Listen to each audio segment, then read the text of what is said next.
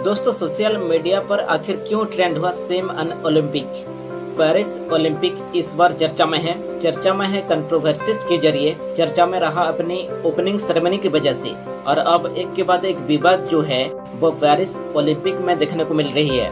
कई अद्भुत चीजें भी दिख रही है, लेकिन कई सारी चीजें ऐसी भी है जो सबके दिमाग में सवाल पैदा कर रही है। जैसे ओपनिंग सेरेमनी में हिजाब पहनने वाली एक लेडी को बैन कर दी गई है, एक एथलीट को बैन कर दिया गया। ओपनिंग सेरेमनी को जिस तरह से दिखाया गया उसको लेकर सवाल था कि क्या वाकई ये एक अच्छी ओपनिंग सेरेमनी है, या फिर जो पेरिस पर या फ्रांस पर आरोप लगता है कि कई बार गार्बेज को भी एक आर्ट बताकर बेचने की। लेकिन अब जो नया विवाद आया है वो हैरान कर देने वाला है, और ये विवाद है इटली की एक महिला बॉक्सर मैच का, जहां पर इटली की बॉक्सर केवल 46 सेकंड में रिंग छोड़कर भाग गई। उनके मुंह पर एक पंच पड़ा, नाक पर काफी तेज चोट आई, और उसके बाद इस बॉक्सर के रोने की तस्वीरें सोशल मीडिया पर वायरल हुई। अगर ये मुकाबला दो सामान्य लोगों में होता तो शायद इसको लेकर चर्चाएं ना होती, शायद इटली के बॉक्सर का मजाक सोशल मीडिया पर ना बनता। लेकिन जब घटना है वो अलग है, और इसी वजह से ट्रेंड हो रहा है। वी सपोर्ट एंजेलिना करेनी वो इटली के बॉक्सर का नाम है, जिनके रोते हुए तस्वीरें वायरल हुई है, जिनके नाक पर चोट लगी तस्वीरें वायरल हुई है।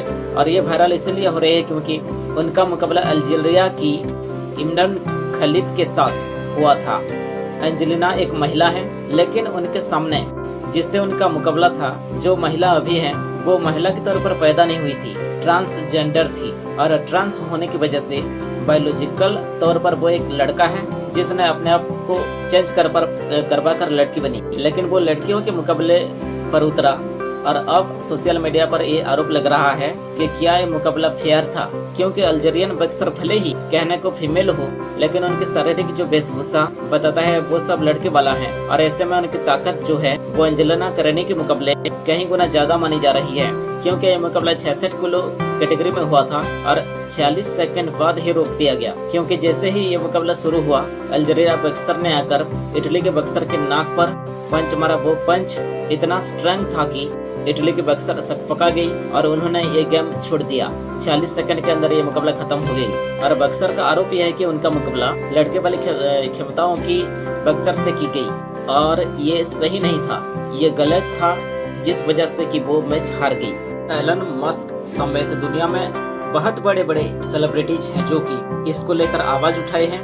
पेरिस ओलंपिक में बहुत ऐसे मेल एथलीट्स हैं जो कि पार्टिसिपेट कर रहे हैं, जो कि अपने जेनेटिक्स को चेंज करके। फीमेल एथलेटिक्स ये कह रही है कि अब उनका मुकाबला सीधे तौर पर किसी महिला से नहीं हो रहा, बल्कि पुरुषों से हो रहा है, क्योंकि आधी जिंदगी उन्होंने पुरुषों के तौर पर बिताए हैं। ऐसे में जब वो बॉक्सिंग जैसे शक्तिशाली मुकाबले खेलने को आते हैं तो उनकी ताकत महिला पहलवानों के मुकाबले ज्यादा होता है।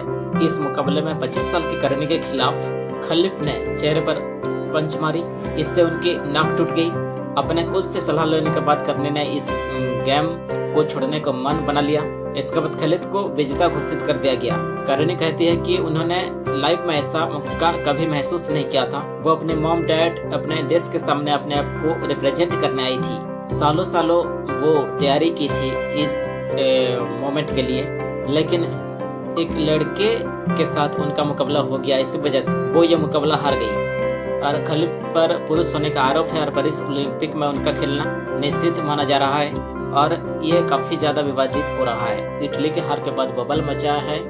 इटली के प्रधानमंत्री जॉर्जिया मेलोनी ने भी इस पर एक्शन लिया है। वो कहा कि वो कंपटीशन सामान्य स्तर पर नहीं हुआ था। फ्रांस ही नहीं, दुनिया के सारे देशों में ये चर्चा का विषय है। और एक हैरान कर देने वाला बात हुई है, पेरिस ओलंपिक में शूटिंग में इंडिया के लिए अच्छी खबर भी आई।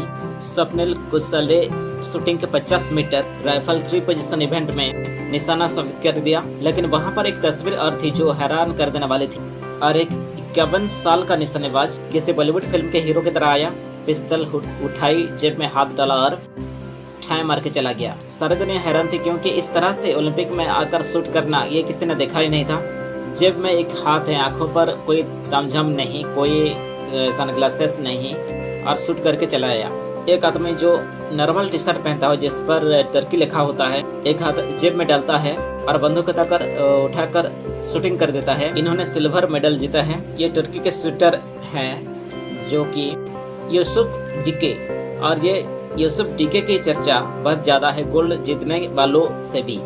पिस्टल के अलावा कोई भी शूटिंग गियर सामने नहीं रखा था वो। बाकी सब खिलाड़ी बहुत सारे तामझाम रखते हैं, चश्मे पर ब्लैक शर्ट लगाते हैं, एक गियर का इस्तेमाल करते हैं, लेकिन इस आदमी ने कुछ नहीं रखा था। ना ये ब्लैक चश्मा लगाया था, ना गियर डिफेंड लगाया था।